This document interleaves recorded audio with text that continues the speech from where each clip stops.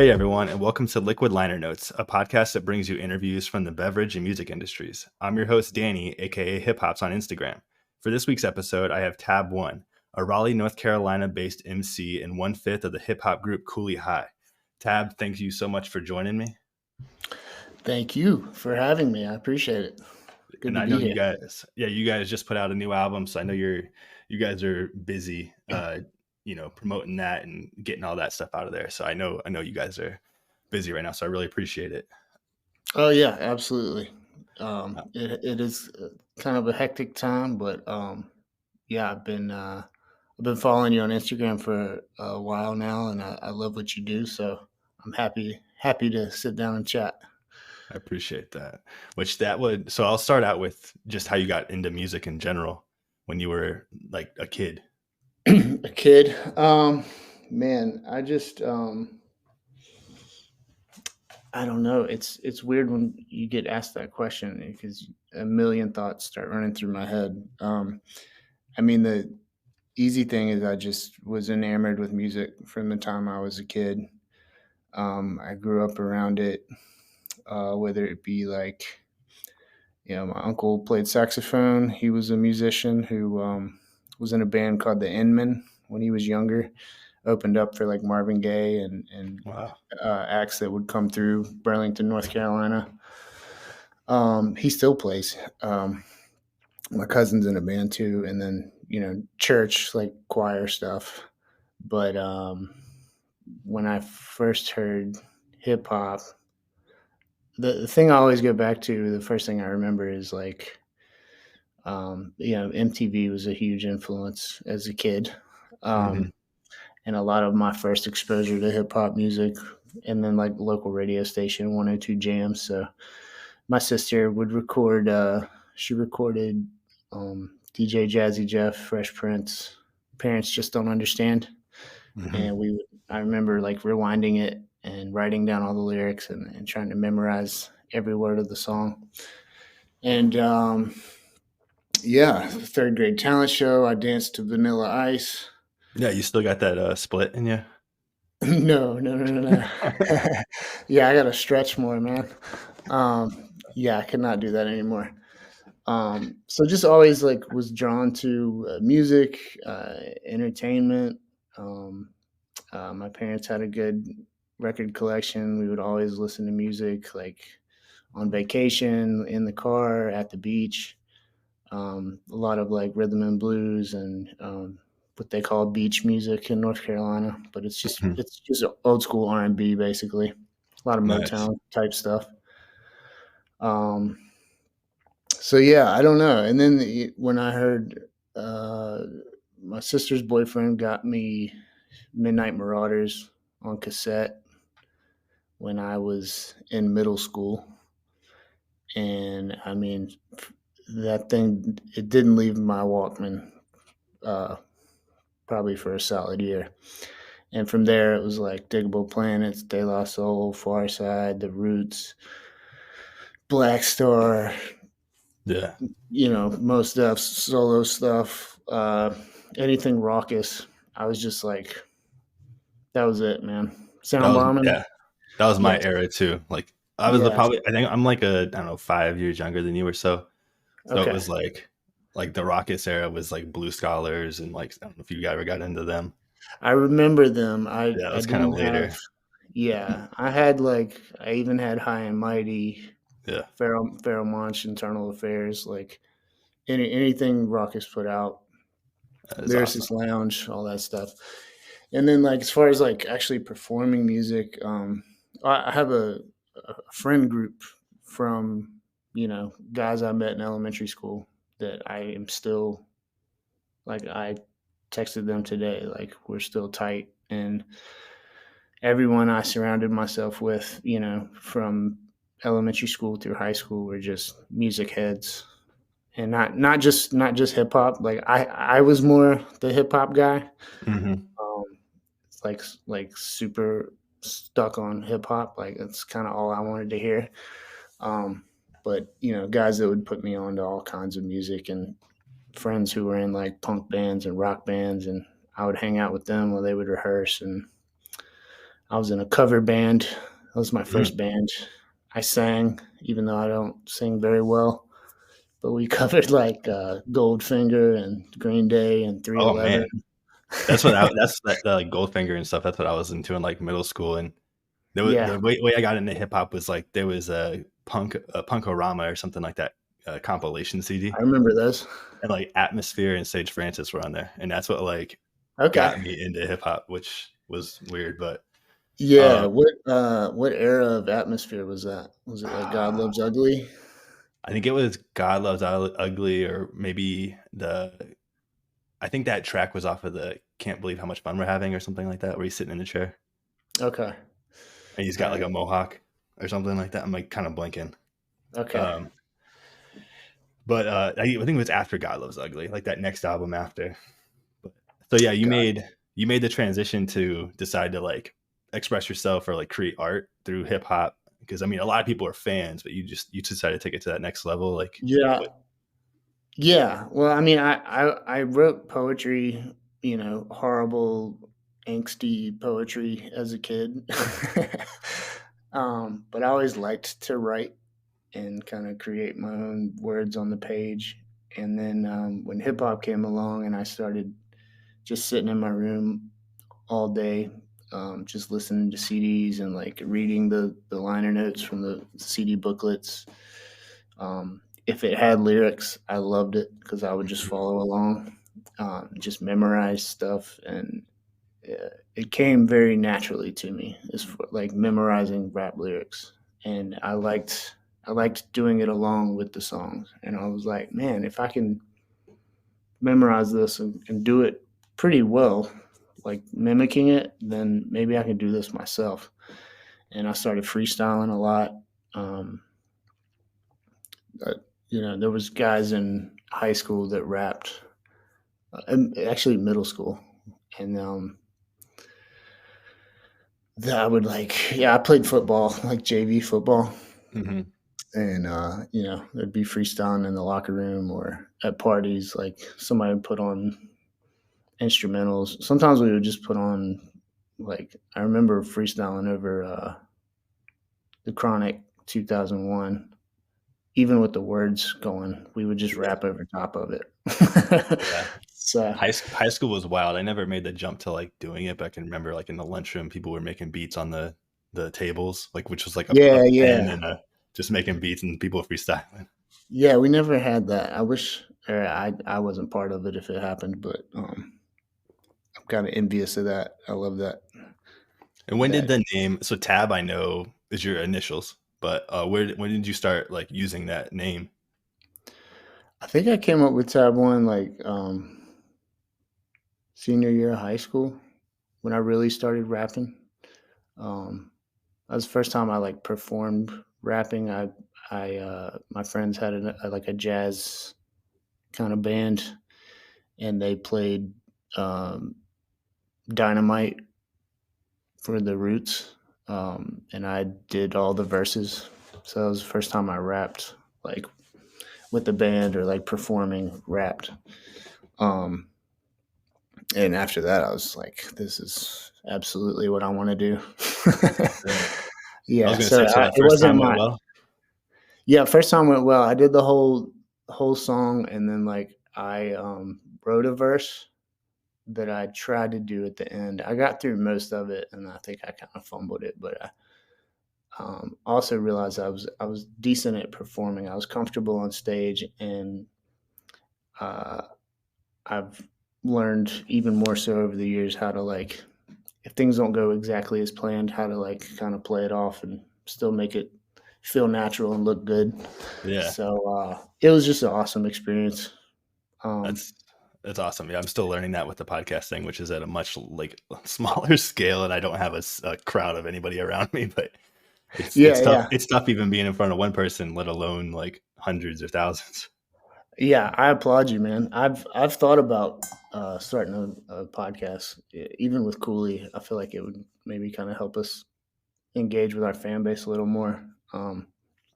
So it's something that could happen down the road, but like I think this is what 13, 14 episodes. Something like that. Yeah. I think just that alone, you're already doing better than like 90% of podcasts out there. So Yeah, no, congratulations. yeah, I've heard that stat.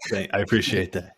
It's tough. There's been a little break before my last release in this episode because life, man, the Yeah. kids, it's Yeah, wild. it's but persistence and consistency, like even if it's not every week, every month, as long as you keep doing it and it's what you want to do, Yeah, yeah, it's that's fun. good. And I gotta ask, so Ichiban, where does that nickname come from? It's just like Japanese for number one. So Oh, okay. yeah. I didn't. Uh, Okay, I, I always like heard you say it in the songs, and I'm like, there must be some kind of backstory with that. But yeah, that yeah, makes no, totally it's makes like sense. Ichiban. Yeah, just saying one. Some people call me like Uno or whatever. Yeah, Nicknames come from the name that I created. Um, oh yeah, I didn't even answer the question. So yeah, Tab's my initials, and then I just put on one because I thought it sounded super hip hop, back in the day, and it kind of yeah. stuck. No, it still does. I mean, now it doesn't have like a baby or a little in it, but it's it's good. Yeah, can always add that. I like it. Yeah, and so with your subject matter, just so like if anyone who listens to this that doesn't know about you, like from the outside, from a fan's perspective, I feel like you're really like genuine and soulful sounding in a way that I don't know, like you can feel the emotion in your voice, and most of the lyric subject matter is stuff that you're living or going through, and so it's very believable, I guess I would say. But um, is there anything else you would add to that? Something that you maybe aim for? Yeah, no, I mean that's a good summary. I mean that's kind of the aim. I try my best to be genuine and write things that I know.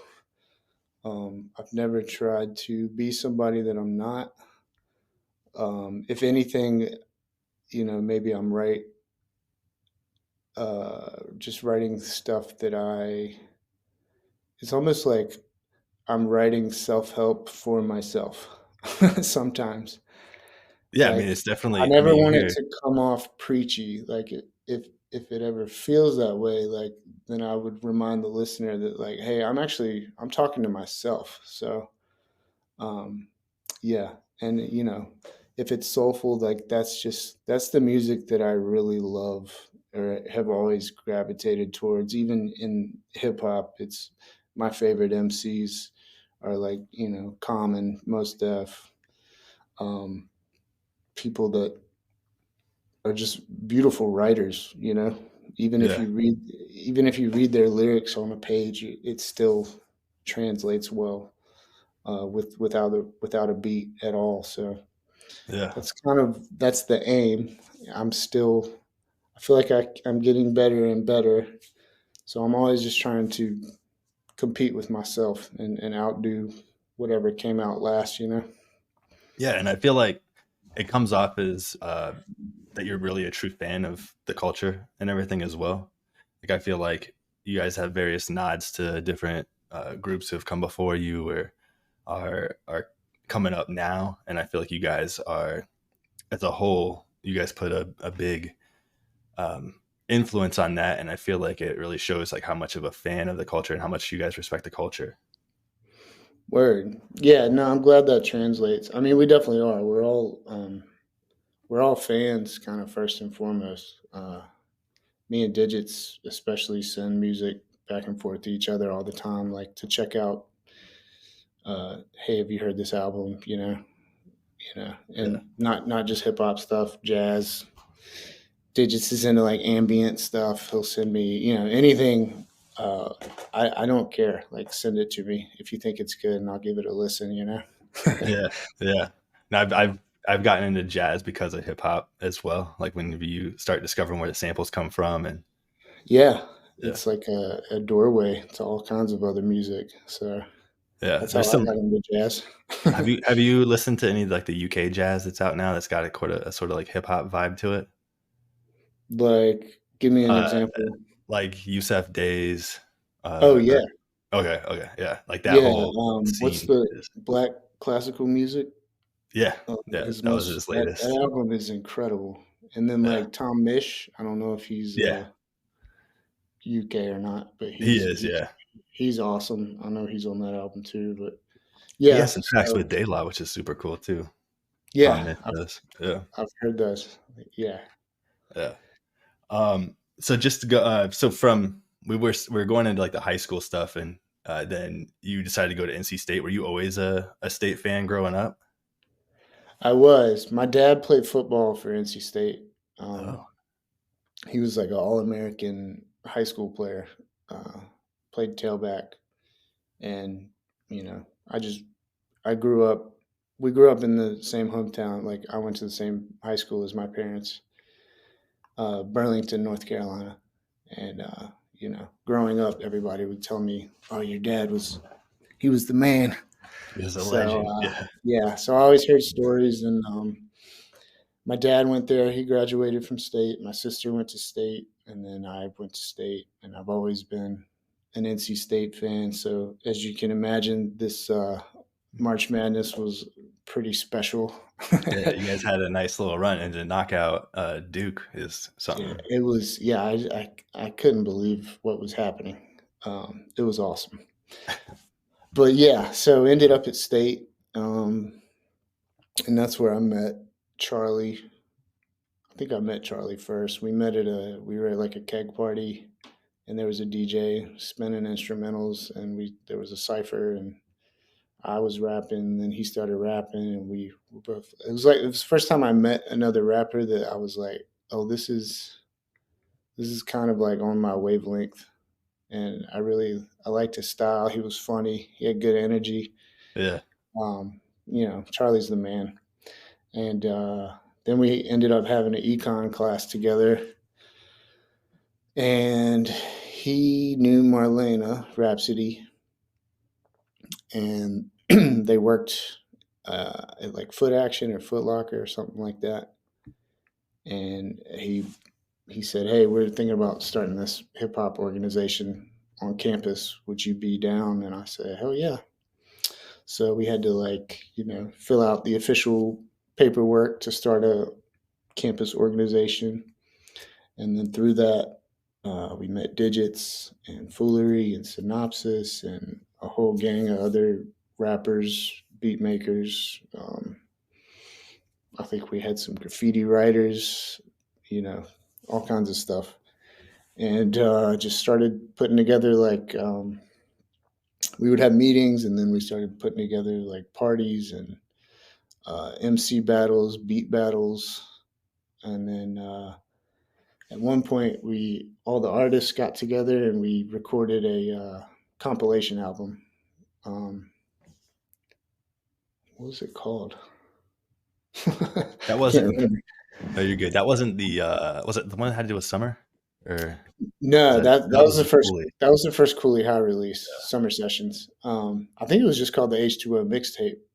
Um, and I did a couple solo tracks. We did some tracks where we like collaborated, and from that, like the members of Cooley High kind of like gravitated towards each other, Yeah. and then we started making tracks as a group. And then let me backtrack. So I No, you're don't. good. I was in a group before Cooley High, Yeah. uh, called Influential. Which I And found. I know you guys had the MTVU program that you guys went through, which I was always on when I was an undergrad too. But I found one of the recordings of you guys like at oh UConn or yeah, whatever it was. yeah, we got to intro like our top 10 videos or whatever, and then Oh, no, I didn't even find that. I just meant like you guys were performing. yeah, we were, yeah, that was awesome. We had to had to get people to vote, and we were on like a website where people put in votes and cast their votes for this like MTVU like Battle of the Bands type thing, and we won. And they flew us to Boston to UMass, I think, and we performed on this big stage outside, and opened for Red Jumpsuit Apparatus, Flow Rida, Big and time. Wyclef. And we got to meet Wyclef, which was cool. So yeah, I mean, even Inflow, and we did some touring a little bit, and built a big following in Raleigh, and And that was uh, unique. That was unique because the structure of the band, it was like an actual, it was like a guitarist or a bassist. bassist, guitarist would play keyboards on a few songs, and then instead of a drummer, we had a beatboxer who would literally beatbox the whole show. That's Like, wild. was doing, yeah, it's insane. Shout out to A did. Um, and then Michael Bender was the bass player. Uh, Kyle Phelps was the guitar player, and then it started out as just me, the A did, Adam Smith, the beatboxer, and Bender, the bass player, just a trio. And I mean, we started out doing open mics, and we would like practice, and we would have like structures for songs, but I wouldn't have lyrics per se. I would just freestyle the whole song Wow. and just make up shit. So that's It's kind of, very like jazz of you. Like you're like yeah, it improv. was. It was like heavy improv. So that's kind of how I cut my teeth, like performing. Um, and I think it made me a better, because once you do memorize lyrics, like if shit goes awry on stage, I'll just start freestyling, and I can kind of cover until the chorus comes in or whatever we need to do. Yeah. So and then we added the guitar player, and then or no, then we added Charlie. Charlie ended up joining Inflow. So there was a while there where like Inflow and Kooley were like, we would have Inflow shows, and we would have Kooley open up for Inflow. So like we would open for ourselves. That is wild. Wait, how long were those shows? Were you like exhausted after that? Yeah, Yeah. pretty much. Yeah, I mean, we would probably Inflow would do like probably like an hour set, and then Wow. Cooley might do like a 20-minute, maybe 30 minutes. And did So like the growth from the fans, did it kind of just happen organically like at those shows? You noticed that maybe more people were paying attention to the Cooley stuff than the inflow stuff, or like how did that transition from doing one or the other? I don't like the Inflow stuff. I don't really know. That's a good question. I think that I don't know. Actually, I don't That know you what sparked the like ones going past like. Um, but yeah, for both, like we just built grassroots followings in yeah. Raleigh, and would perform anywhere and everywhere around the town, on campus, venues, wherever we could, and would hand out CDs. Uh, we'd go to like Cat's Cradle is this like classic venue in Carborough or Chapel Hill, North Carolina, right near Oh, University of North emcee. Carolina. Yeah. And if there's any big hip hop show that would come through, we would just stand out front and like hand out CDs, and just trying to get people to please listen. Yeah. Yeah. Yeah, That was a big theme when I was like doing the research for this, is that grassroots, from a group perspective as well as like the solo perspective for each of you guys and helping each other. So I will dive more into that because I feel like it's pretty cool some of the stuff you guys did to try and get yourselves out there. yeah, we Yeah. ground up. Yeah. I was going to jump to like your songwriting or like your creative process, whatever you want to call it. But like as far as like song ideas and everything, is that something that you maybe see something throughout the day, or you hear something or see something and then you're jotting lines down, or are you sitting down to write and doing it then? Like how does that kind of work for you? um, I mean, occasionally I'll hear something or see something, and I might jot down some lines. Like I have a ton of notes in my iPhone, but then I also still write occasionally, like pen to paper.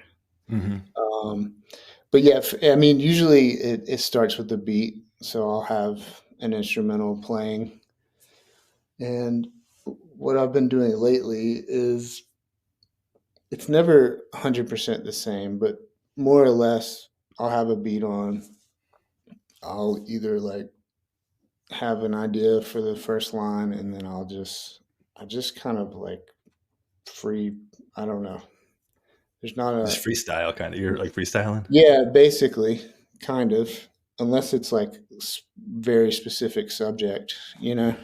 Yeah. And then sometimes I'll have an idea for like a hook or something, and I'll just lay that down first so I have it, and then I'll kind of build off the idea of whatever the hook was.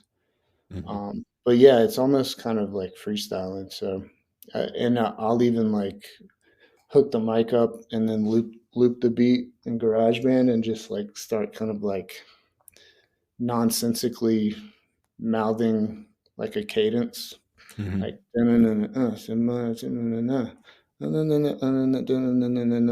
and then if I like it, I'll like fill in actual words for those syllables and then Hmm.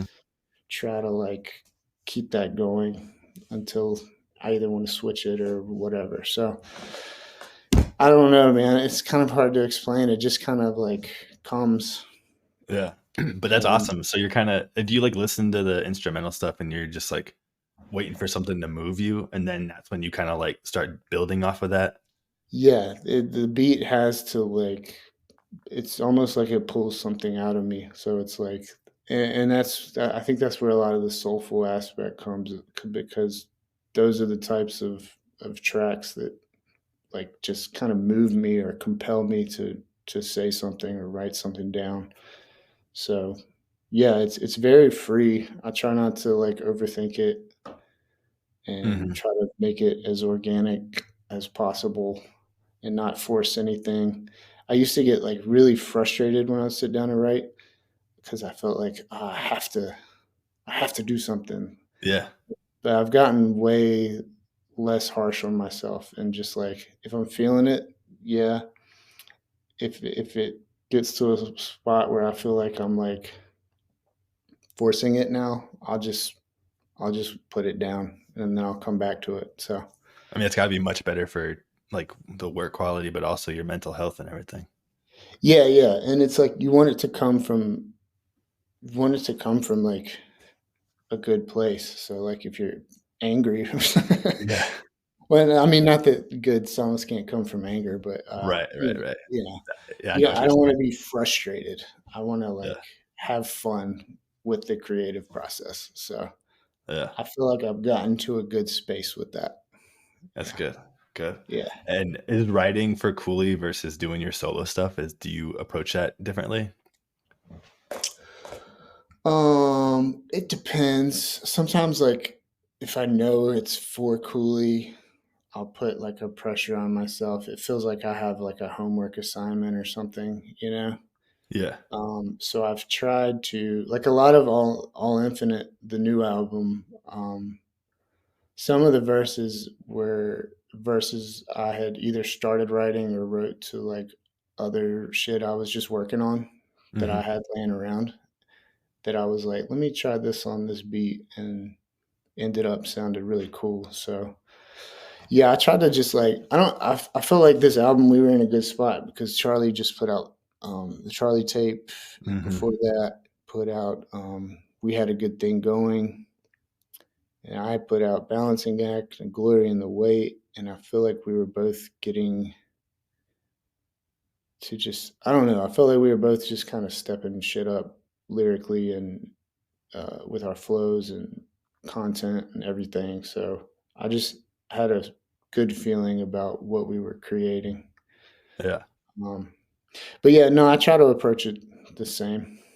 Yeah. I know you guys sending verses like back and forth and kind of like bouncing. Cause I know, so for those who don't know, Charlie and Digits both live in New York. I know Yeah, you did for a time as well, but I, yeah, I did just for like a year and a half. We all moved up there together in 2010, um, and it wasn't for me. yeah, I know Yeah, you have that song. I can't remember what it's called, but something about it got Brooklyn in the name. yeah, it was on my album with Synopsis. Yeah. And then, but you just at the Something end, you looking. like talk about coming back to North Yeah. Carolina. Yep. So But yeah, yeah. So I was joking with them. I said we call it the domestic exchange because it's Tuamie sending us beats from like Atlanta, or I think he was out at LA at one point, and then they're in New York, and I'll lay like a verse and a hook down, or maybe just a verse. Send it to Digits. Be like, "Hey, this would," because he'll be like, I want to see if I can do a scratch hook on this one. I'll be like, all right. Or he'll lay that down first and send it, and then we'll write verses to it, and then we just send shit back and forth. The only song on the album where we were in the same room was "Who Was Who," the one we go back and forth on. mm. Um, Everything else, yeah, I recorded right here. I know this is a podcast they can't see, but Yeah, no. yeah, I'm at my in-laws' house. They live right up the street, and they have this third floor, and they let me create, which is Your very kind space. of them. Yeah, Yeah, that's awesome. yeah, And are you still doing the working on Wednesdays thing? I know that was like a thing I heard you mention a few times. yeah. I mean, I'm trying to. It's been a little crazy lately with like trying to roll out the album, and shit's getting hectic. So I mean, we'll be pushing this all year, I would imagine. But Yeah. once things settle down a bit, I'm gonna try to get back into writing and recording. Um, but yeah, so I like tonight's Wednesday. So Yeah. when we As I get say, I appreciate you like I taking one of said, your wins. yeah, like I said earlier, like if even if I'm not creating something, I might, come over here and just rehearse. Like I'll hook the mic up and play the instrumentals in GarageBand just so I can like hear myself and practice. So Yeah. I mean, that's good to set that. I mean, I'm not good at that, but like to having that work-life balance with, working a 9 to 5 and then having kids. I have two kids as well. They're like 2 and 4.5. So okay, it can be yeah, you're going through it busy. right now. Yeah. A lot of emotions. Yeah, dude, yeah. Well, mine are 5 and 8 now, and it's still a lot of emotions. Yeah, I was gonna So say, is it getting any easier? But I mean, one day things change. I mean, I know there's like different challenges at different stages. yeah, it's always something, man. That's what I'm figuring out. It's just that there's always going to be something else. So just try to take it as it comes and do the best you can. That's Yeah. what all you can Well, do. yeah.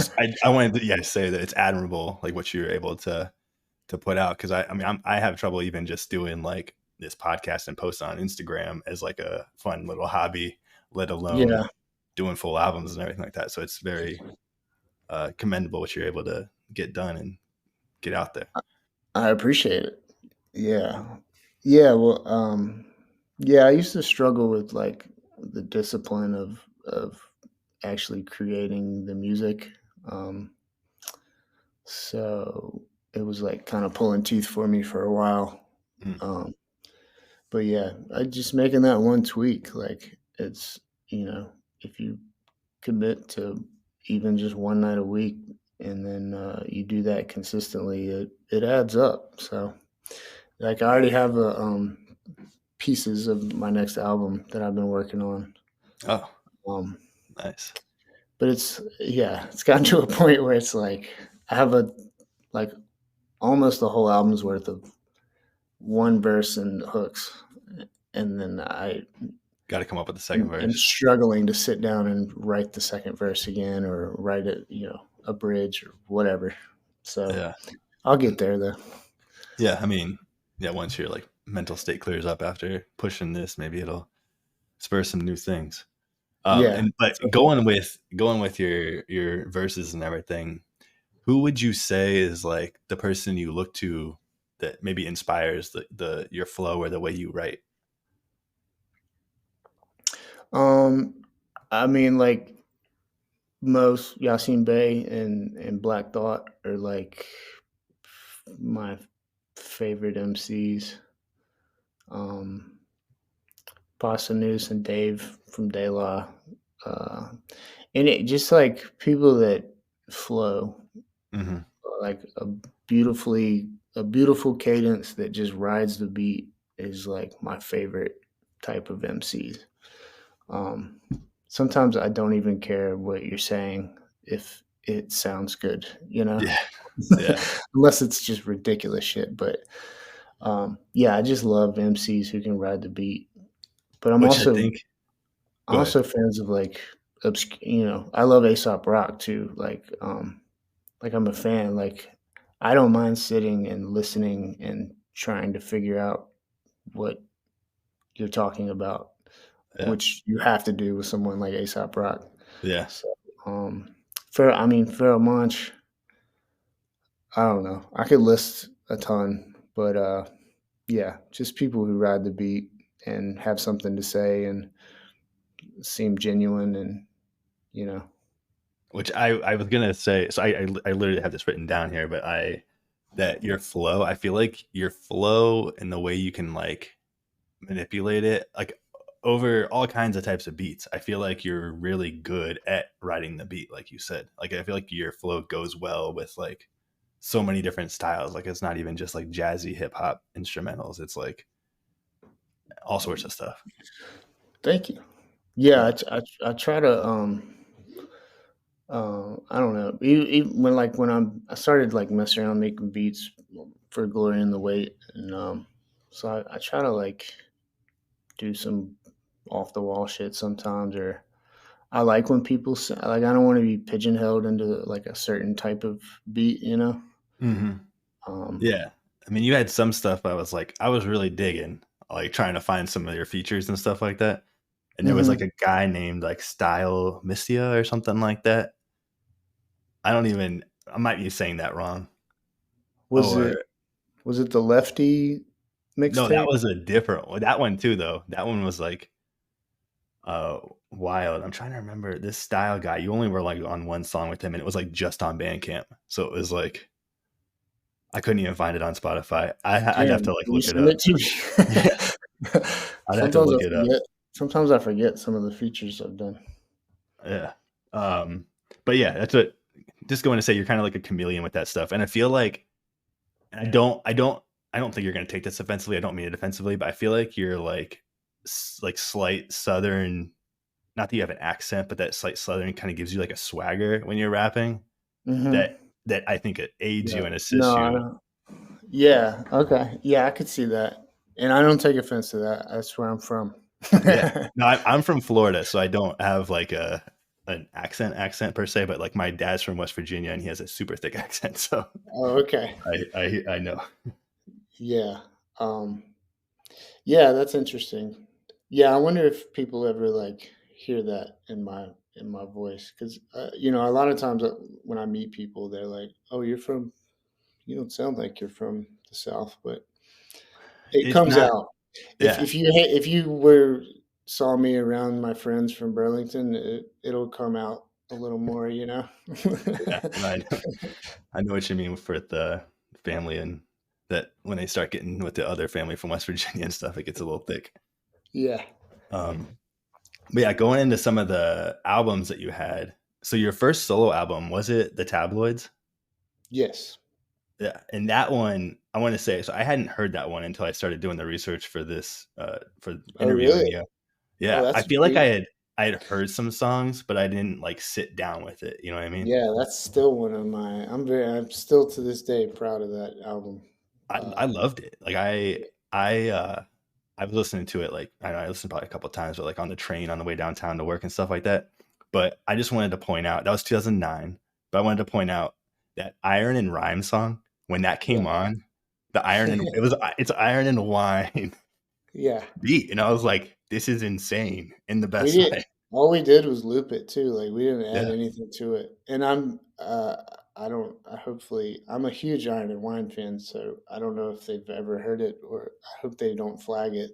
yeah, We've still never been flagged on it, which is yeah, kind of insane, but, yeah, I was, like, really into them at that time, yeah, and that song is called "Boy with a Coin," but, yeah. That guitar, it's a guitar, right? Like that you're looping. mhm, That is yeah, so, yeah. so Yeah, good. kind of a horrible punny name, for the song, but Yeah. you know, I like I I was like young. What do you want? it. Yeah, that and the other one that really stuck out to me was "So It Is," and it really had like the beat had like a Dilla quality to me. Like it was like that like imperfect Yeah, kind of loop, but I don't know, and it was that's just the guy singing on that, Napoleon Wright. Um, Shout out to him. He yeah. is an incredibly talented human being.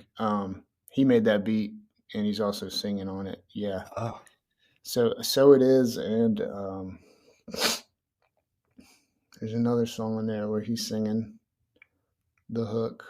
Uh, were kind of like his songs, and I was like so enamored with them that I was like, "Can I please like have these and make a song with you?"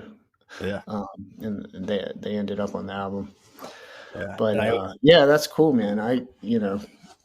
It's that's the cool thing about music is like we're always pushing, promoting like the new stuff, but everything is out there. mhm. And if people discover you for one thing, they might go back and discover all this other shit you did. So Yeah, that's which I cool. think that one, the reason I hadn't really heard it is because on Spotify, it's not under tab 1. It's under tab 1 of Kooley High. Yeah, and I can't figure out how to like change that. I don't even know how it got on streaming platforms in the first place, to be Uh-huh. honest with you. Like I don't even remember Doing it. Yeah, doing I it. just I don't think I did it. I don't remember, but I tried to like you can go on Spotify and like say, "Hey, this is suggest an edit or whatever. yeah, like this is me, but I need to change it." I couldn't figure out how to do it. So, Yeah, so if anyone's looking for it, tab yeah, 1 of but Kooley High. I could just re-upload it on my page, I guess. Yeah, maybe. So the next one, that was 2009, like I said. The next one was 2010 with, and this is the one, Monsters Inc. with Lefty that I found. And I think that Yeah, one's only on Bandcamp, or that's the only place I yeah, can find it. and that was more. It was just more of like a mixtape. Um, Yeah. yeah, Lefty. I don't. I don't think I ever met him in person, or maybe I did once when I was out in LA. But But that album, I was just gonna say, it's pretty wild, like change up for you. Like yeah, yeah. the beats for it, like you guys were rapping over an Immortal Technique beat, and I was like, what? Like, but it That's fits it. funny Like, because I didn't even know that. oh really? Yeah, it's like the Yeah, second, I like never. second or third track. Yeah, nothing but respect for Immortal Technique, but I just that's one artist I never really got into. I have to tell you, so I was into him. I got into him when I was into like the punk stuff, and then transitioned to hip hop in like eighth grade. It's like eighth Yeah, and ninth grade I was into him, and then I kind of just like you know fell out of it as I got older. So yeah, I'm with you on the respect and everything like that, but it's like it's not my jam anymore. But yeah, yeah. I understand. yeah, and but that guy has like a much more like the lefty guy. He has like he'd be like a horrorcore rapper or something. Like his sound, like Yeah, some of the tracks on there. Yeah, I could way see more what you're saying. socially, like politically, like yeah, I was just like, well, I wasn't expecting this, but it's a nice little change up, and I think it goes to show like, yeah, you can kind of go all kinds of different ways. And fit in. Yeah, it didn't. It still worked. And Bamboo was on there, and I think Verbal Kent, shout out to a Rash- Chicago guy. yeah, Verbal Kent and Rashad Ahmad. Who was part of a group called Mission. And Mhm. then I think before that, he was like a pretty well known solo artist. But yeah, so I don't know. He asked me to do it, and I was like, sure, why not? Yeah, oh, it's cool. Uh, then Mad Flow Ridiculous is 2012 with Sunshine J. Is that a guy from North Carolina, the producer? Yep. Shout out to Sunshine J. Yeah, his name's Chris Latson. He was a good homie with Digits. They grew up going to school together. Um, so we Like always hung around with him. Digits lived with him in an apartment. Uh, Early Kooley High days, and started making beats and asked me if I wanted to do an album. And actually, that's when, yeah. So I was living in New York. I remember writing a lot of those verses in our apartment in New York. And then when I moved back, we finished a lot of it at his apartment. So yeah. And I want to give another shout out to Napoleon Wright because I think it's a Sunshine song on there. Hmm. That's such a good song. Like I had heard it Yeah. before, but like sitting back down with it, I was like, this is such a good track. And he like kills it. He kills it on that. Yeah. He's the man, dude.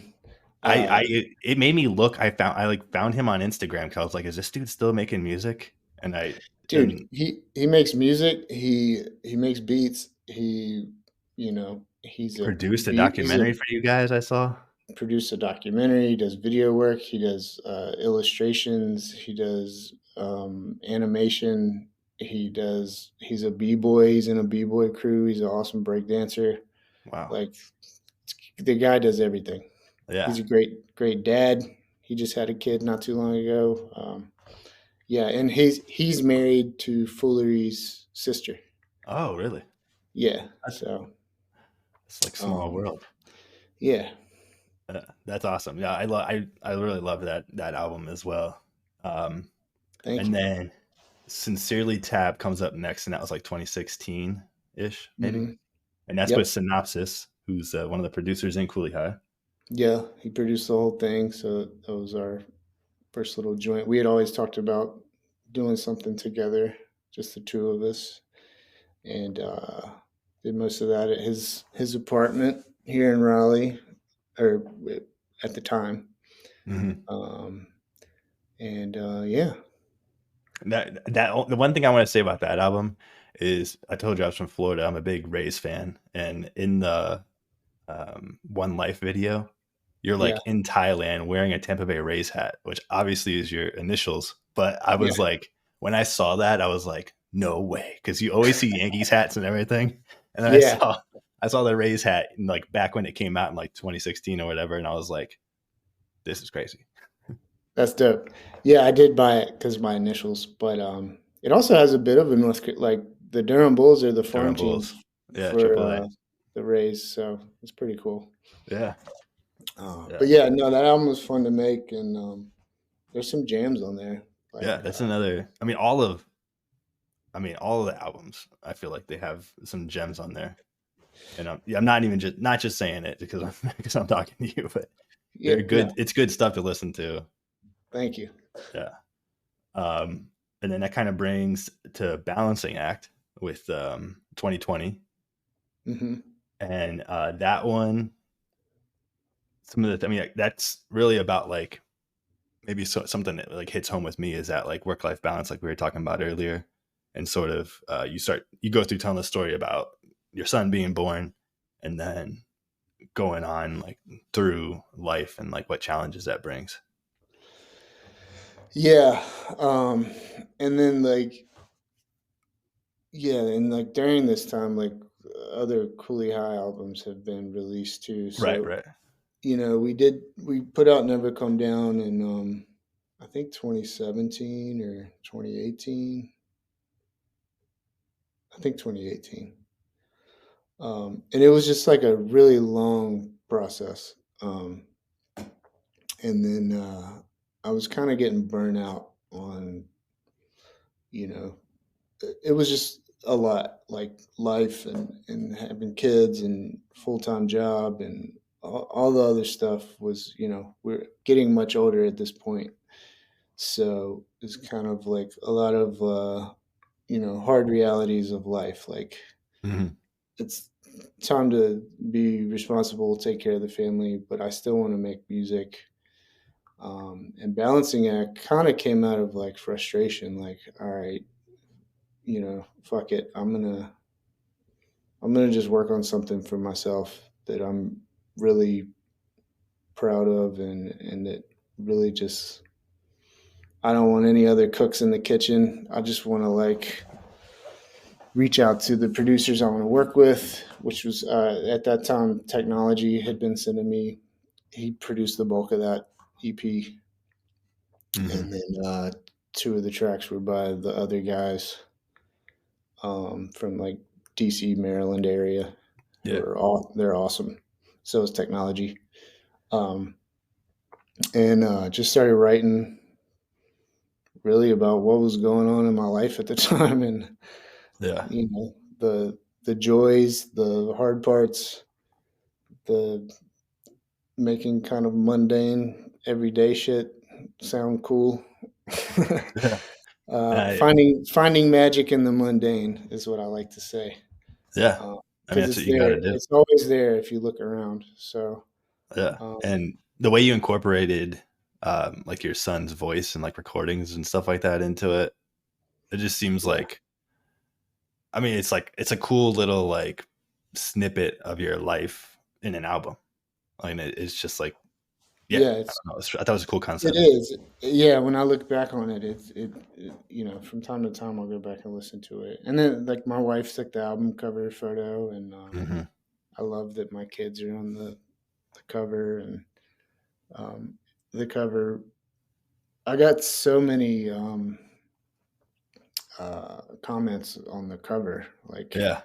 from like people like yourself and people who were just going through the same stuff, like being a dad, but still like having ambitions to do something creative or just do something outside of the job that they ended up in.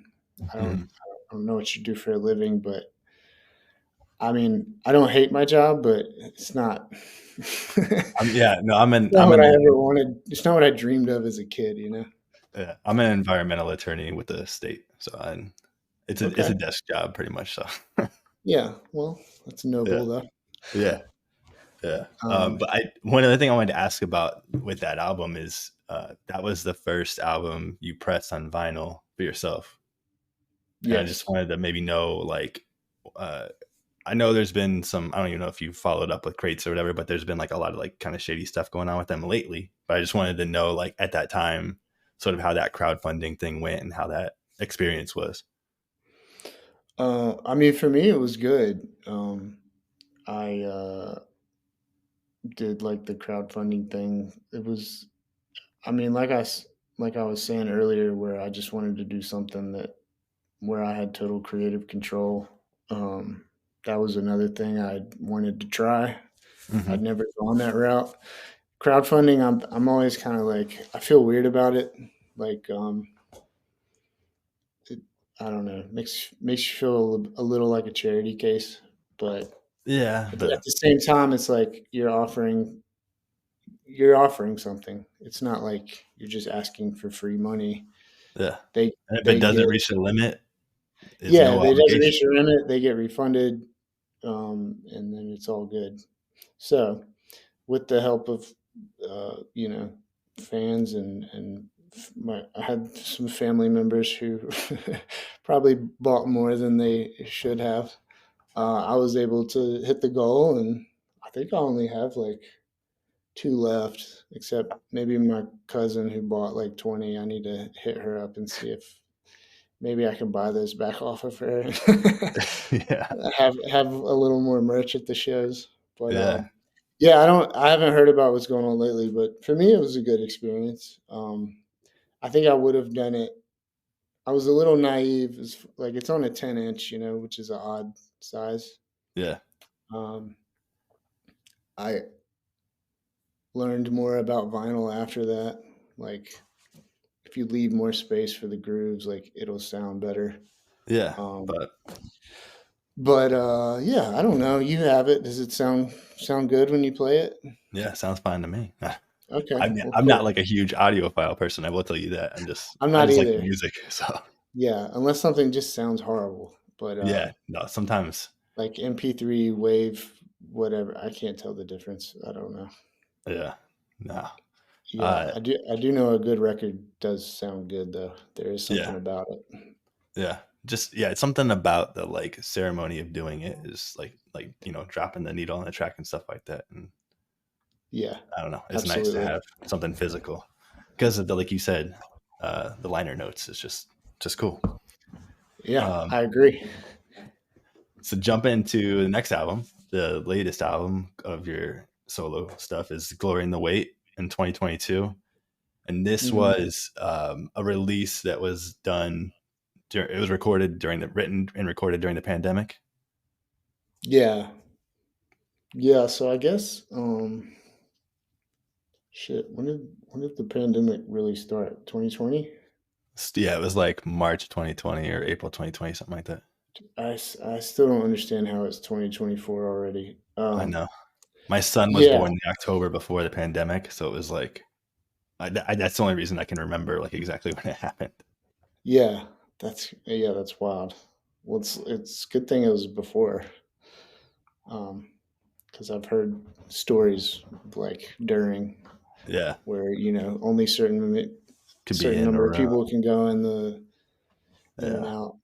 yeah, no, But yeah, I guess so. Balancing Act came out right as the pandemic was starting because that was March of 2020, I think.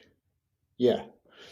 So yeah, and then I like balancing act kind of rejuvenated me artistically, like and creatively. I was just in a really good space. So like once I put out balancing act, I was doing those Wednesday night things that we were talking about, and I just like kept the ball rolling. Started making beats with using like royalty free samples from Splice, which is a pretty cool platform that has like sample packs, and just messing around. And uh, the first time I ever made an album, like where I made the beats and everything, hmm which was, felt like a huge accomplishment for me. yeah, But yeah, I don't know. I did write it during the pandemic, so a lot of that. There's things that touch on kind of like how I was feeling at the time and maybe how other people were feeling. Um, but trying to find positivity out of all of it too, yeah. and trying to stay positive and creative. So I don't know. I know the pandemic sucked, but Yeah, I I feel like I made the best of it, and I it was I the same. Yeah, ended up with some of the best work I feel like I've created so far. So yeah. I would say it's the same. Like it was like kind of a blessing in disguise that I got to work from home 100% of the time. Like once that happened, so I got to see my son a little more growing up. So it was like trying to yeah, find those like yeah, find the silver right things. lining. Yeah, I and agree. with the beat production under the name Very Sneaky was that like what was the were you trying to have that be like an Easter egg, or like what was the like idea behind giving yourself like a moniker outside of just saying that like, oh yeah, I also produced this? Uh, I don't know. I guess it was kind of like my attempt at being a little MF Doomish, or even Mac Miller had an alias for his. I think he went by Larry Fishburne or something like that. Yeah, Um, I don't know. I was just having fun. I guess I don't know. I yeah, thought, and then I did it, and then Charlie was like, "Dude, you should really tell people that you produced those beats because." A rapper producer is a whole different thing. And I was like, yeah, I guess you're right. So yeah, eventually I ended up telling people, but I felt weird about it because I almost feel like I'm cheating. Like a lot of it is loops. I manipulate them a little bit. I know like real producers who chop and just do shit that's like next level. So like yeah. the way I approached it is like if I could assemble a band, I would use these instruments and I would arrange the song like this. And that's so it was more like picking out the instruments and arranging it. hmm It was less of like, which is producing. hmm But I don't know. I very hesitant to call myself a producer or I make music and Yeah, I don't know how to play instruments very well, if at all. I don't understand most beat making software for some reason. I just can't seem to wrap my head around it. I will one of these days because I'm determined. But it was the first time I found a way that I could kind of express myself and get out kind of what I wanted to hear. Hmm. So I don't know. And I So the had way, fun. yeah, that's the important part. Yeah. Uh, but the way you write songs. Well, actually, let me say something real quick. I was thinking about this because when I was listening to your other interviews that you've done, where you were making the comment about assembling a band. Hmm. Like Madlib, when he does his like jazz albums, which I can't even remember what he calls any of them right now, but they're like obscure. Shades of Blue. Not even Oh, that. yesterday's new quintet. Yeah, yesterday's new quintet, like that.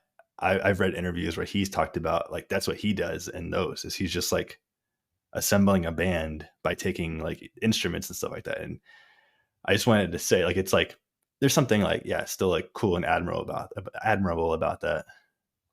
Okay. Well, that's Yeah, cool. yeah, If Madlib does it, I mean, yeah, that's the goat.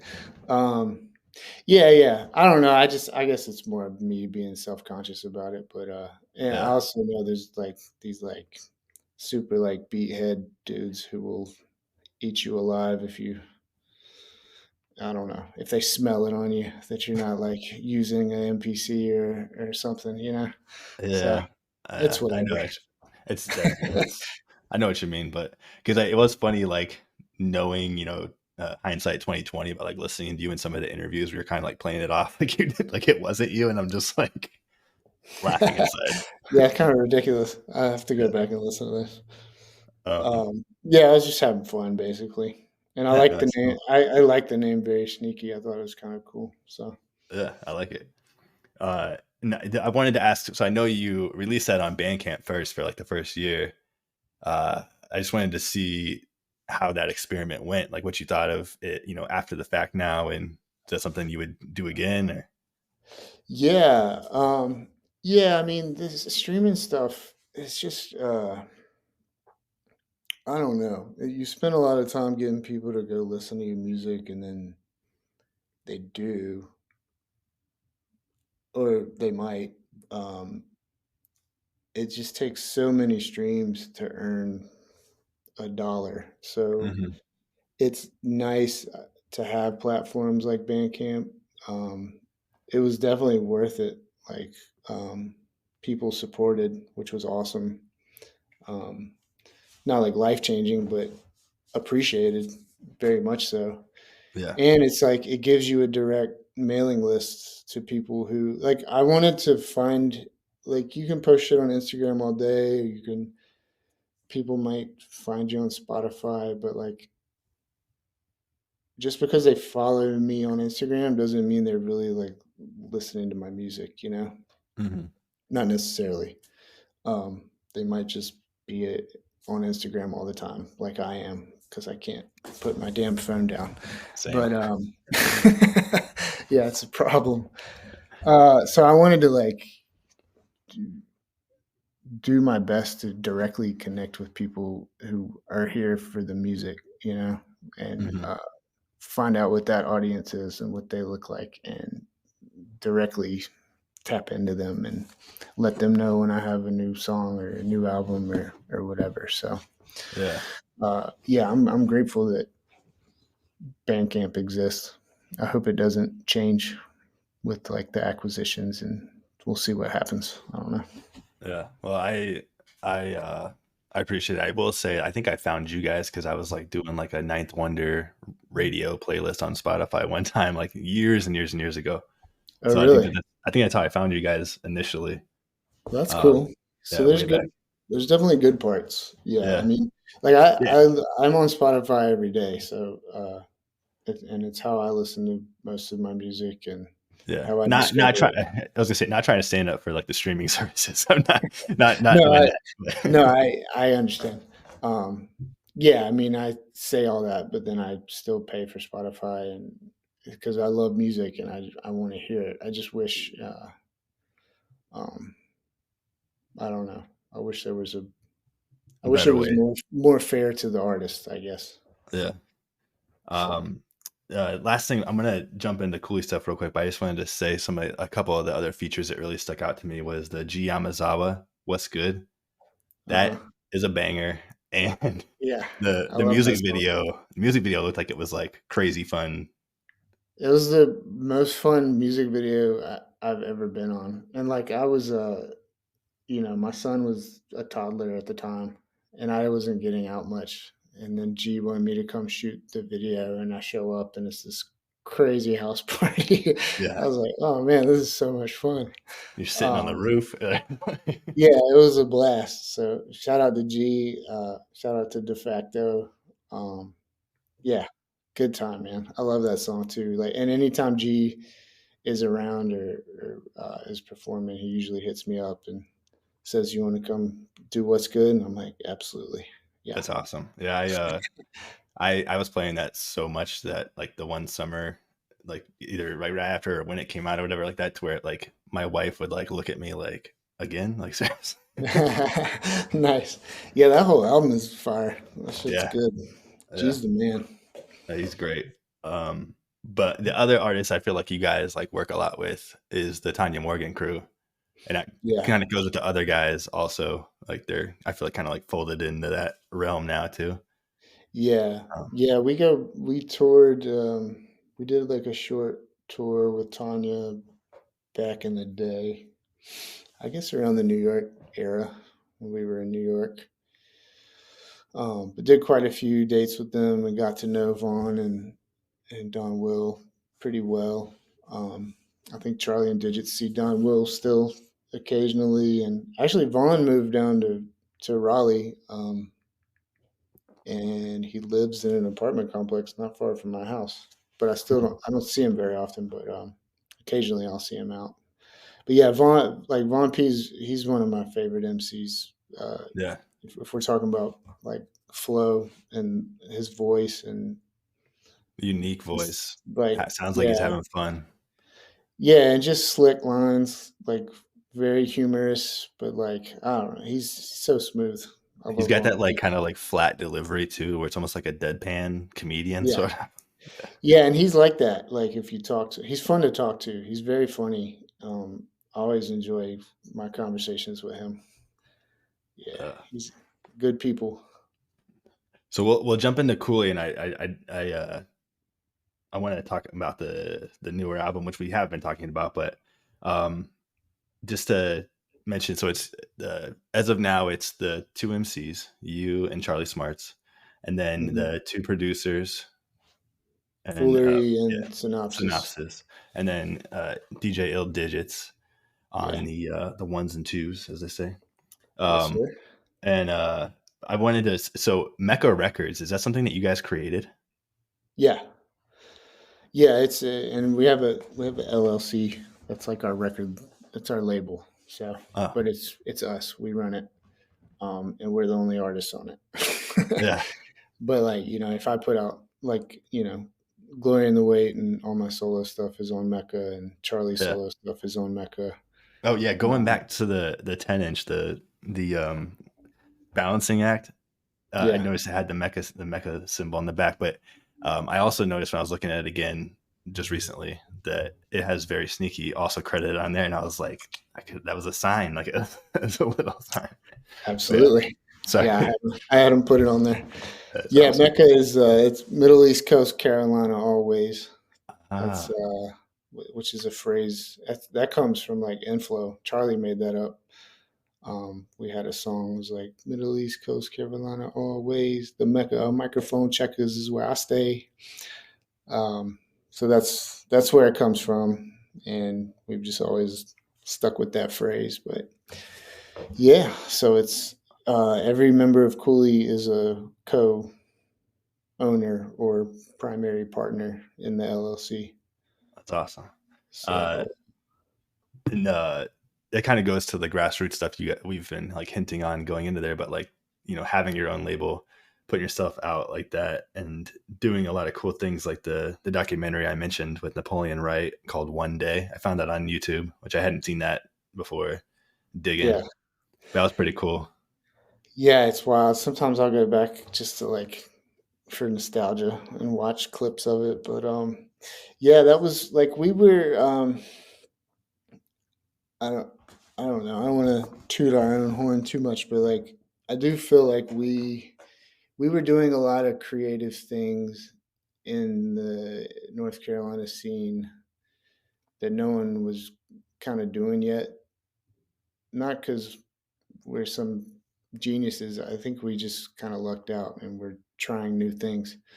But yeah, we he approached us and wanted to do that documentary, and followed each of us around on a certain day, and then got some footage from live show where I think Blue, we brought Blue down uh, for a show and had him headline, and we would do that occasionally. Like we brought Tanya Morgan down, we brought Blue down, and just like put like be like, hey, if you come to Raleigh, like we guarantee you, it's gonna be packed. Like we'll have a crowd for you.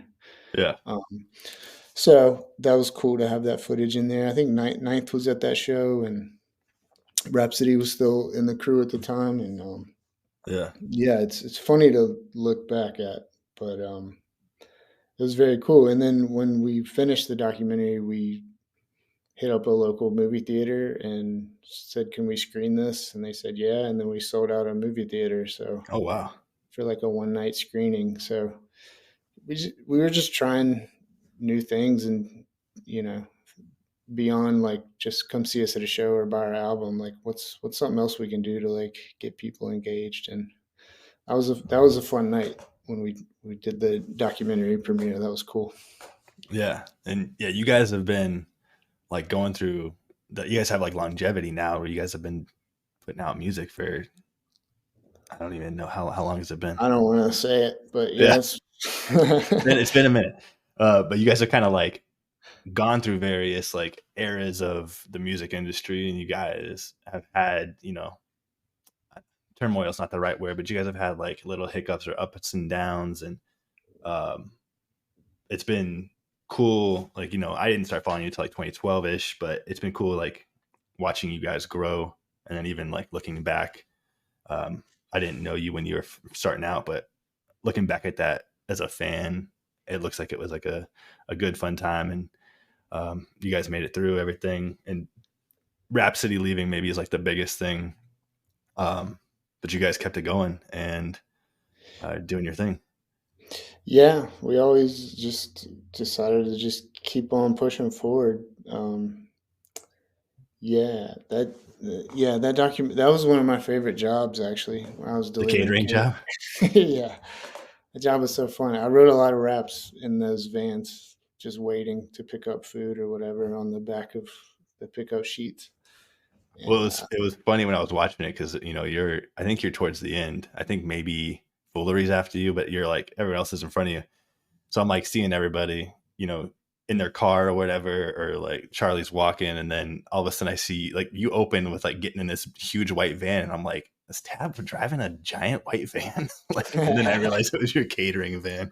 yeah, I just thought it would be more fun, interesting. I don't know. I was like, come meet me at work, and I'll Yeah, take you on a ride. So it's like this is what we're doing. Like, you guys are real people. Yeah, yeah, it's like we're putting out dope music, but like this is what people relate to because this is what everybody's doing.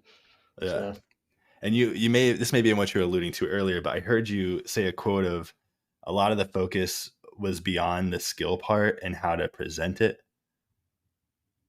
I heard you say that. I think it was yeah, yeah, Takeo. I think that's how we stood out a lot is in the packaging and the presentation of the music. Like shout out to J Soul, Jason Clary. He did a lot of our early artwork, like the skull logo that we still use. He created a lot of the fonts that for the various eras of Kooley High. He did the Never Come Down album cover, Summer Sessions, um, a mixtape we did called Raleigh's Finest, uh, various other various other things. But yeah, we always like our flyers for shows. We wanted everything to just look cool. Yeah, yeah. um, I think it did. yeah, and then beyond that, like our live show, like uh, I don't know if there are any younger artists listening, like that would be my advice: is focus on putting together a good live show and know how to engage an audience, because that's what's going to stand out more than anything, and that's kind of what separates will separate you from the pack. Like it's in a ridiculously saturated world of music. The people who can rock a show yeah. are gonna build a fan base. There's a lot of people that say your shows are like parties that I've, seen or heard, and so I haven't got to see you guys live yet, but Yeah, where are you based out Chicago. of again? I'm in Chicago. Chicago. Okay. Yeah. We definitely need to I feel like we have like when we look at who streams where, Chicago is usually up there a little bit. So Mm.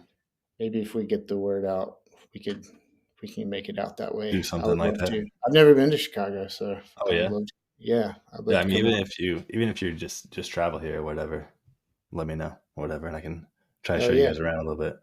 that's what's up. Um, we don't have to go too depth in this because I feel like we've kind of been hitting this, but I wanted to ask, you were the first one of the group to have a kid, and just like maybe how that changed that dynamic or how that like went with like the whole group. Yeah, I don't. I mean, I can't speak from anyone else's perspective. I just know from my perspective, like it was a little challenging for a while. Not every when you just have a friend who has a kid, but you don't have a kid, you just don't understand it, and it's not because you're an asshole or whatever. It's just like you can't fathom it until you have it or you have one. So Yeah. it was just challenging for a while, trying to be like with scheduling or shows or whatever. Like, it's harder to get away from the house. Like, I'm needed. It's Yeah. it's not. It doesn't seem fair to my wife. Like that I get to go gallivant and rock a show, even though like rocking shows is not. It's not all straight fun. Like, there's work to it and Hmm. a lot of shit that needs to get done. But yeah, so it was challenging for a little while, but we made it work. So Yeah. I don't know what else to say about it. We got through it, and then Charlie had a kid, and I was like, uh huh. Yeah. Yeah, that's why like when I'm recording this, I'm always like, all right, I can't do it until like 8:30 or 9 o'clock, like Central Time, because it's like I gotta help put the kids to bed. Yeah, It just is what it is. That's why I can't work on music until they're asleep. It's like if they're up, it's impossible. It's just too many distractions. So I have Yeah, to wait until they're zonked out. yeah, for sure. I know I'm not gonna go through all of the Kooley albums like I did with your solo albums, because there's a lot of them going back to 2008 with the Summer Sessions EP. But I do Yeah. want to hit on I wanted to bring up Presents David Thompson because you guys just released the 10-year vinyl. No, was it 10-year anniversary vinyl? Yeah. I Yeah. think it was. Yeah. Yeah. So that's out, and I just wanted to throw that out there in case there's any like vinyl listeners that are listening now, just to check that out. 'Cause I think you can still find that. Sounds great. Looks really cool. Yeah, thank you. Yeah, and you can get it on the Kooley High's Bandcamp. We still have some for sale. But yeah, that's the album we made while we were in New York. No, Yeah, and living in our rundown 2-bedroom apartment with 4 dudes. was it? uh, Oh, it was Foolery also. Is that right? yeah, Foolery. It was me, Foolery, Charlie, and Digits all moved up there, and it was like a railroad style apartment. There was really one bedroom in the back, and then like the living room area we turned into a separate bedroom, and Charlie would literally like deflate his bed during the day so we could have a living room. It was wild, man. Um, Yeah, I I could. don't regret it at all. It was a good time, but it was a lot at the time. But Yeah. our homie that we knew we knew him from Raleigh. He went to Shaw University, which is also here in Raleigh. But he's from, I think, Long Island, but was living in New York City too when we were up there. DJ Prince. He produced a bulk of the beats on David Thompson. Shout out to him. He's the man. He raps on there too. He's on Big Headed. Mm. Um, but yeah, that album, it was fun, man. That was a fun time. And then you guys had Heights was out on vinyl. Never Come Down was out on vinyl. Lazy Hmm. Sunday was on vinyl. The Yep. EP. Yeah. What was that? Was it? I just kind of blanked. But was it Heights or Never Come Down that Ninth Wonder was executive producer for? Never Come Down. It's an incredible album. Yeah, And the experience is awesome. And yeah. You for, guys were for doing a lot him, of photo shoots and stuff, and all kinds of stuff with that one. yeah, and for him to give us that look was huge. He didn't have to do that. So awesome of him to do. He's the man. He's a legend. Um, and it got Rhapsody back on the track with us, which was fun and Yeah. cool. But then, so that brings us to All Infinite, the one that was just released like a week and a half ago. Like it hasn't been that long, right? On the Maybe even 19th, last yeah, Friday. yeah. So And yeah, that's also available on vinyl through Fat Beats and maybe through you guys also. yeah, we'll end up with a stack of some copies. We have the test presses already. I think they're good to go, so we should be getting the ball rolling here fairly soon. Cool. Tuamie, uh, awesome producer, produced the whole thing. Um, Yeah. How'd you get? I was gonna ask how you guys got connected with him. I hadn't heard of him before.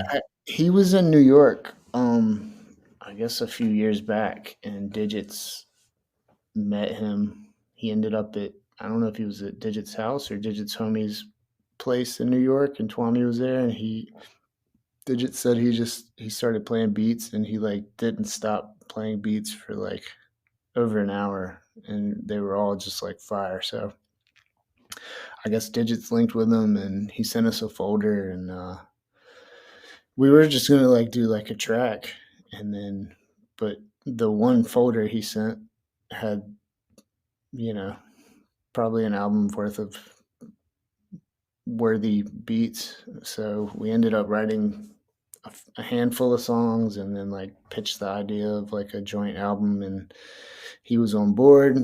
We had like a few Google Meets throughout the Mm, process to just like try to like at least make it more collaborative and communicate with each other face to face, yeah. and make sure he was like on board with what we were doing. And then he sent a couple more folders, and we just kept kind of fine tuning it. And at some point, I think one of the first songs was All Infinite. Actually, All Infinite, if you listen to that song, if you listen to Limit on Glory in the Weight, my verse starts.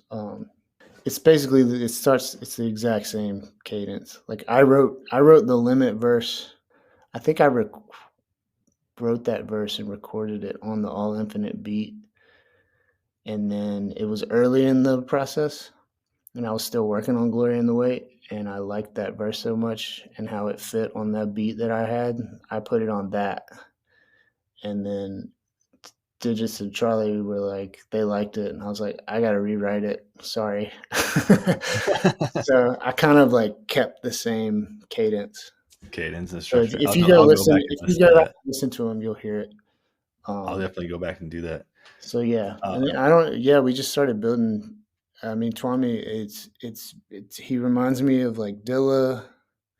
He reminds me of Primo sometimes. Like he reminds me of all my favorite producers. So it was uh, yeah, it's very diverse like beat style when I'm listening to it. Like to be honest with you, one of them, and I mean this in like the coolest way, but like maybe the second full track after Silly Rabbit or the one following that, I can't remember what the name of it is right now, but it almost starts out like it sounds like it's like a late '90s Dixie Chicks track, like it's like the yeah, that's All guitar or Infinite. something. Yeah, Yeah, yeah, yeah, that's the title track. Yeah, when I heard that, I was like, "What the hell is that's exactly what I thought. I was like, "Is this Dixie Chicks?" I've been meaning to ask him. Um, yeah. That'd be funny if that's what he's But sampling, yeah, but he did say something. He was like, "Oh, this is my when I was sampling country records. This is from that phase." So I'm curious what it is because it does sound very like a Dixie something is Chicks. familiar. Yeah. Yeah. But yeah, but then the beat drops and you're like, "Oh shit." Yeah. Yeah, for sure. Yeah. So And what is that? What was it? And you don't have to answer this if you don't want to, but like when you have two in-house producers and you do an album as Kooley with like an outside producer, is that like just like a decision you guys all came to that you wanted to do that? yeah, I mean, it's really just like who's sending us stuff at the time. So it kind of came out of left field, to be honest. Hmm. But we were vibing with it too much not to do it. So yeah, but I mean, we definitely try to communicate with everyone and let everybody know what's going on. Everybody, life is changing for everyone. Fullery's gonna have a kid soon. Sanap has a full time job, and he also started a business creating sample packs. So Hmm. everyone's kind of got their own bags going on. Um, so yeah, uh, Yeah. but we've been talking to Sanap and Foolery. We're trying to work on some new stuff and get the whole original squad back running and get the whole machine Going running again. again. Yeah. And so some of that grassroots stuff, you guys did a Bandcamp listening party, which I thought was kind of cool. I jumped in there for like 1 second because I was getting ready to read a story to my kid for I saw, bed. yeah, I saw your comment. Yeah, we had never done that. I remember reading. I get emails from Bandcamp, and I remember them announcing that. Like, I think around the time Balancing Act came out, or maybe Glory in the Weight. And I remember telling Digits about it. And then uh, that collab we just did with Old Burger Beats. Yeah. I don't know if you heard that, but he told us he had done one and it went pretty well. So it's I mean it's a cool idea. It's a good way to get fans who aren't in the area to engage. I If it had like a video component, I think it would be a little more Cool. Yeah. Agreed. engaging. Which maybe they'll do that in the future, but Yeah, that'd be actually, cool. and I don't know how that would work if you get too many people in there, but maybe if you could have like the artist on video and Just the artist on video, I think they it'd probably be can fine. talk to people and like kind of like Instagram Live or something. But Yeah. I was gonna um, ask you how that old burger beats. How you got? Did he reach out to you guys? Because I've been a fan of his for a long time. I think I have like everything he's ever put out on vinyl too. yeah, he's somebody I discovered on Spotify too. So I'm a bit. Do you listen to Ivan Ave? Uh huh. I'm a huge fan of Ivan Ave, and they're in the same like mutual intentions, both from Oslo, Norway Yeah. crew. And so that's how I found him. And I'm a huge fan. And when I saw you guys were doing something with him, I was like, this seems like it's like out of nowhere, but Yeah, Avin Av. I think he hit us up on Instagram, and we somebody threw out we should do something, and he was like, "Let's do it." So we'll see. I don't know. that'd be cool. But yeah, I've been listening to his latest album that he put out. Yeah. All What's gear or something like that. Yeah, it's good. I like it. He's dope. Yeah. Yeah. But yeah, I don't know. I think Oldberger. I don't remember actually. It's Just I think happened. I mean, I know he's probably connected to a lot of Digits. American artists. So Yeah, it might have been Digits again. I feel like he's the DJ, so he's always making connections with folks. yeah, that's cool. Yeah, Um, so that's to wrap that up. I just wanted to note that I know this, like I do craft beer and vinyl together, but I noticed when I was doing the research for your stuff, the Sunshine and video, you guys go to like a craft beer bottle shop and grab beers at the end. I just I thought that was funny yeah. and ironic with the It con. was Tasty Beverage.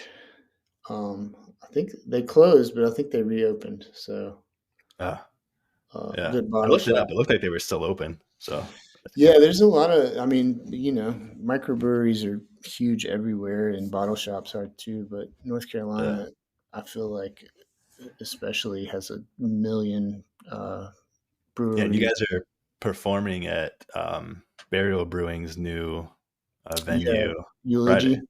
Yeah, Eulogy. So that'll be Yeah, I'm stoked. I took a month off alcohol. So I'm 24 days sober. nice. Not wasn't like an issue or Right, anything. right. Like Yeah, digits is like a dry coffee. January kind of thing. More so just to prove to my wife that I could do it. Yeah, yeah, yeah. No, I hear that. I try to do like a. I am drinking one tonight, but I try to do like a only on the weekends kind of thing. Yeah. And it's Uh, only ever like one. I don't. I'm not. I'm. I'm not like a big like. Some no, people are drinking like three look, beers a night or something. I can't. I can't do that. yeah, I'm not judging. I do notice a change. I have more energy and I definitely feel more like clear headed Yeah, because the older you get too, it's like even if I have two or three, like it's almost like I have a hangover the next day. I mean, yeah. so Even like it's sinus. I get like more like sinus pressure. I feel like if I have like too much, and that's the yeah, whole thing. I agree with you. yeah, it's ridiculous. But it sucks that I'll be at burial and I'm not partaking. But Yeah.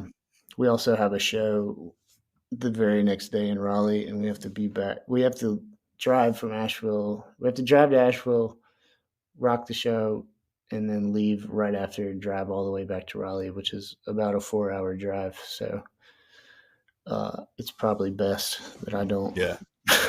Yeah. Yeah. partake. Yeah. And there's a burial. There's a small burial shop in Raleigh too, which is Yeah. pretty cool because I interviewed. Surflax is one of my favorite IPAs. Yeah, I interviewed Tim from Burial, and he was. I was. We were talking about Oh, all the different locations and stuff like that. That was yeah, pretty cool. I'm gonna tell him. I'm gonna reach out to him and tell him to go to your show. I told him you guys were coming there when I interviewed does him, but I'll. does he live in Asheville? Yeah, well, I Okay, think he's like just outside, but I mean, he like operates the forestry. It's called there, and he okay. does like they have like a wine program that they're doing now too. And he kind of fronts that. Did you ask him about the mural on their wall? I'm curious how I've they. been there. Yeah, I've been there. Tom The Selleck sloth and and Tom Sloth. Selleck. Yeah, I'm curious how they came up with that. I have no idea. It's an odd combination. It is. I mean, 90s, I guess, or 80s, late 80s. 80s, It's 90s, like a, yeah. I don't Whenever know. Goonies came out. Um, so I have a few just like random things I couldn't figure out where to fit in just to run through real quick before we get to the final outro questions. Okay. Number one, MC Dadu. Yeah. This is it's like it's like my son. I don't know how many plays you get with that, but I guarantee you that we're like 95% of the plays on that song. And then Yeah. Thank you. I was hoping that would like kind of take off, but I don't really know how to get into those. I can't get into the algorithm. If I the can get kids into the playlist kids and stuff. algorithm, then it'll take off. So we'll see what Yeah, I mean, happens. I have. If you're like genuinely interested in something like that, I have a friend slash someone I interviewed here in Chicago who does children's music, and she's like she gets on the playlist and stuff like that. Oh, Um, really? Okay. yeah, I could reach out to her and ask her like what Yeah, the key to that is. maybe I just need to pitch Um, it to the right playlist. yeah, but yeah, my that's like one of my son's favorite songs. So I That's just awesome. and I Yeah, my told him I son was was like, huge into dinosaurs, so yeah, and I made it he was still into it, but he's moved on. He's into sports and stuff now, so yeah, he's a little older, but I told my son I was like, guess who I'm interviewing tonight? And he's like, who? And I was like, I love dinosaurs, and he's like, what?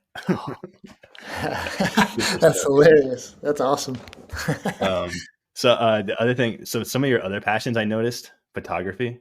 You're pretty good Yeah, at photography. And is that like thank you. something you're really into? Yeah, I go in and out. I need to pick the camera up more again, but I mean I've been doing a lot of like some of the reels that we've put out for the all infinite stuff. I shot myself, Nice. but yeah, it's just something I really enjoy, and every time I stop doing it for a while and then I pick the camera up again, I realize like, oh, I this it's just another creative outlet, and Mhm. it's such a fun art form. It's like, allows you to really like observe your surroundings and find the things that look beautiful or look funny or just I don't know, just Yeah. find new ways to look at things. But yeah, I really enjoy it. Uh, Favorite concert that you've performed at, like that you guys have done? It was probably recently. We opened up for Little Brother at Brooklyn Bowl in New York, and it was sold out. And they were kind enough to let us do 15 minutes. And uh, Wait, when was that? Like really recently? it was March of last year, so a Oh year wow. ago. Yeah, I think it was March 17th. So yeah, I mean, maybe one of the biggest crowds we've ever performed for too. And just exciting to be opening for Little Brother, who we for sure. look up to and who are, constant inspiration. I And got then to other see than them that, here. oh, what? Yeah, I got to see them here like right before things shut down. Like it was like the week before things shut down. really? My wife, Had the new album come uh, out? I want to say it did. I'm trying to remember. May Can't the remember. Lord watch, right? Yeah, maybe I'm it trying to came out remember. I think it after. might have like, yeah, I can't remember, but I can remember like all the buzz about COVID and stuff. And my wife didn't want me to go, and I went. I Oh, went. I really? didn't have anyone to go with. I went solo, but Yeah. yeah, it was Was it wild. worth It it? was a good time. Yeah. No, I mean, Yeah. I got to see Fonte speak at something a long time ago, and he signed "Charity Starts at Home." I have that vinyl, and he signed that for me, so that was Oh, cool. So that was yeah. the second time I got to see him, but Yeah. um, Yeah. yeah, He's a that's good awesome. dude, man. Yeah, I used to go to all the Little Brother shows coming up, and I met them when the listening first came out. There was a record store in Wilmington, North Carolina called Heavy Rotation, run by this dude, DJ Battle. Shout out to DJ Battle. And I was in there with my buddies, and they were doing an in store, and it was like four of us in the store. Ninth, Pooh, and Fonte were there, and they were playing the album. And it got to like the interlude where it's like the Diggable Planets, like one time for your mind. I think that was it. Anyway, I was like, "What the fuck is this?" And it was super cool, and we got to meet all of them. And then little did I know, like, you know, huge inspiration.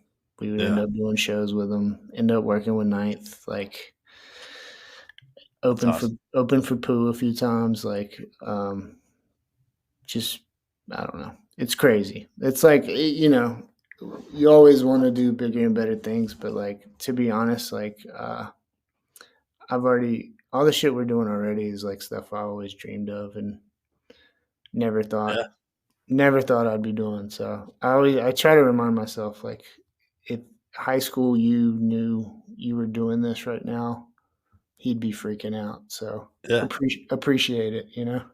yeah. I mean, it's wild to think. I mean, you guys have fans like across the globe. I mean, it's kind of cool, you Yeah, know? and it's like but we rarely like we only mostly do shows in Raleigh or New York and because Yeah, it's so hard to afford to get go somewhere. anywhere else and lose your lose your ass just because you want to go somewhere and do a show. Yeah, especially when you guys have such a strong base there that it's like, I'm sure it's hard to leave that. Yeah, but it's like I mean we know people listen to us all over the fucking planet, which is insane. So thank you to everyone.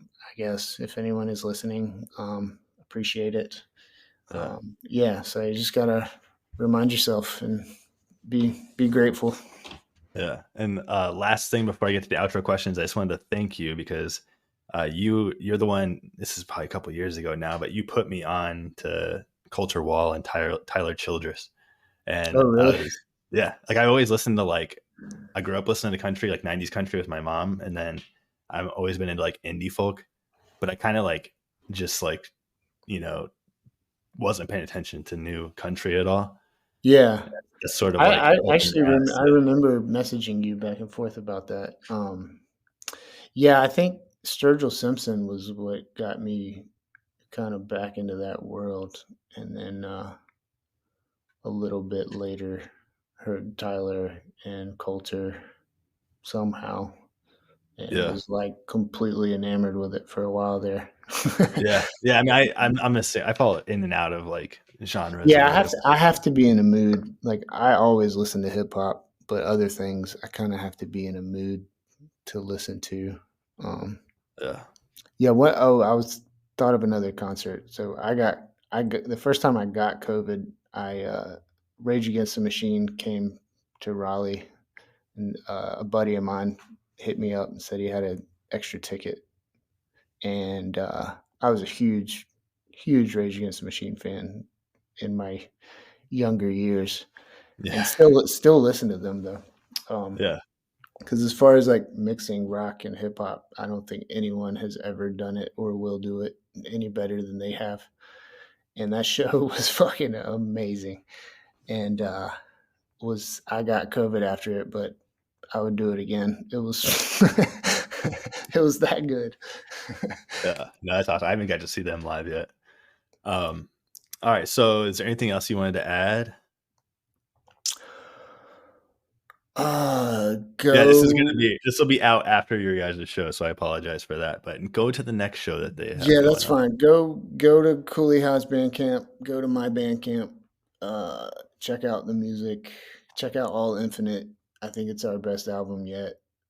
Super proud of it. I think I feel like we made a classic album.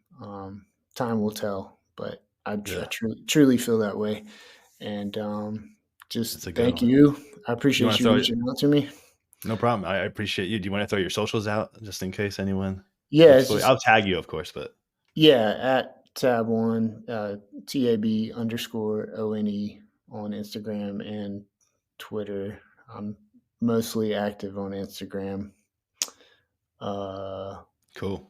All that's right. pretty much it. I don't do TikTok or anything else. Yeah, me either. All right. So the quick 5 outro questions.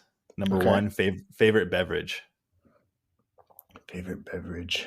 and yeah, it can be anything. Hmm.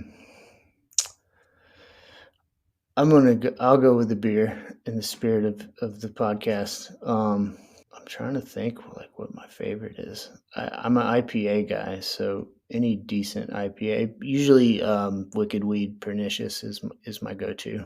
It's my favorite, so we'll go with that. All right. Number 2, a song everyone should listen to.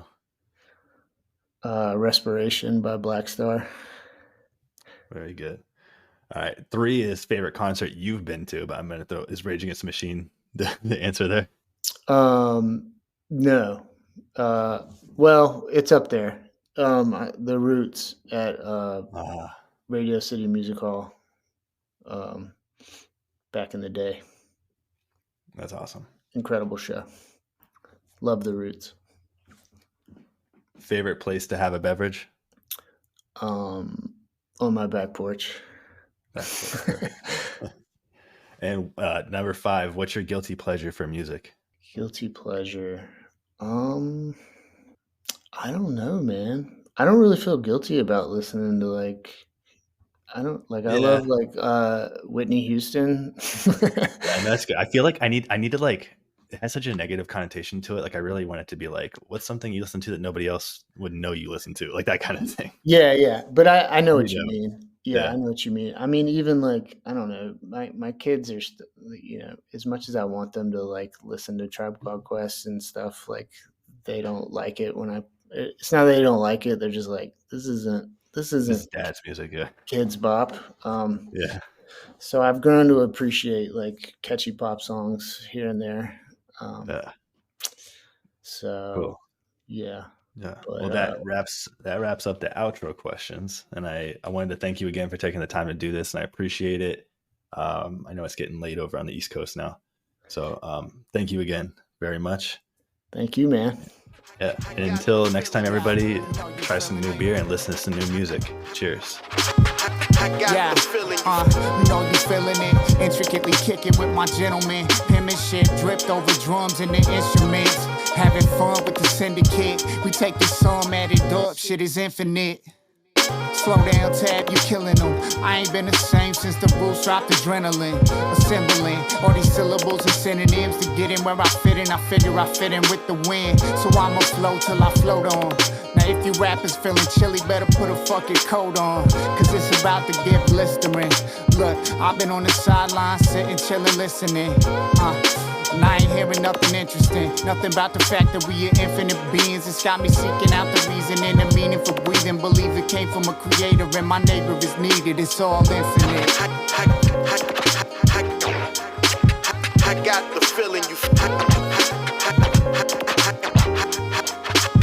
I got the feeling. I got the feeling you. Yeah. I stay up, don't I stay up? Way up, I stay up, till the day up. This is a layup, I lay up. The lines pregame, I don't need fame. And these days, I just wanna see change and make lyrics for those that ain't with us. The flows for late spirits and those that ain't hearing. Focus on my peers, ain't as real as they appearing. Have to shed a tear when that fear is in the mirror. Charlie full of authenticness and it's all infinite. I don't write the words, I'm just God's instrument. The smart shit started in the squad's genesis. And y'all sensitive, I have to talk different then. I'm here fighting battles and I'm hearing y'all babble. Got goals and what have you. I'd rather lift them souls over gravel. Walking on a road less traveled. I'm high on the saddle even if it unravels. Call it what you want, but we ain't call it quits. Coming live from the graveyard shift, about to raise y'all kids. I don't know what type of phase y'all in, but I just got a call and the gang's all in. I plant a couple seeds in your brain garden. Let me clear a path, get the lane started. I paid homage, it was way harder than all the places you can go where it ain't charted. It's way farther, kid, it's all infinite.